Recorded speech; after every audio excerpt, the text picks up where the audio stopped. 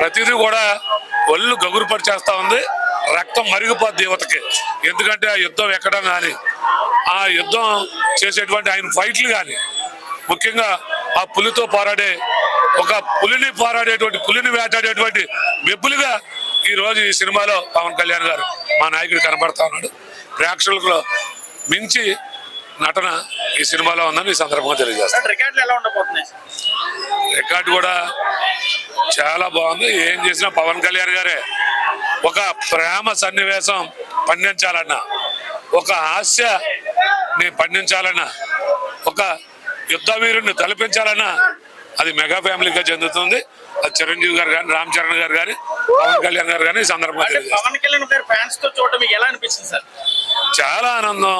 మా నాయకుడిని మీ ఎంతమంది జనసేన అభిమానులు, పవన్ కళ్యాణ్ గారి యొక్క అభిమానులు ఒకేసారి మేమందరం కలిసి ఈ రోజు ఫుల్ స్క్రీన్ మీద చూసినందుకు చాలా ఆనందంగా ఉందని ఈ సందర్భంగా చాలా అద్భుతంగా ఉందండి.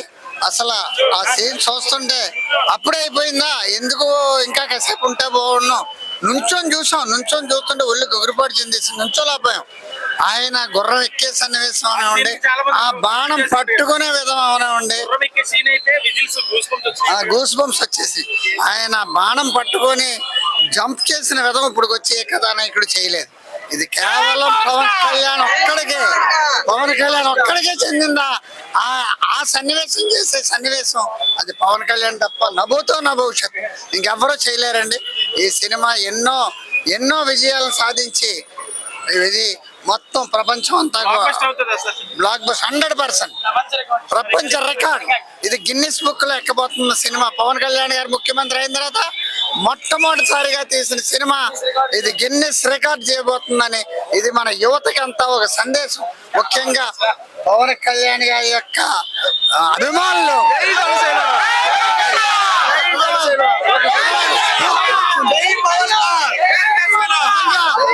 పవన్ కళ్యాణ్ ఇక్కడికి వచ్చి వీళ్ళందరికీ ఆ సన్నివేశం చూపించినట్టు అనిపిస్తుందని. మా రక్తాన్ని మరిగించేశాడు అన్న.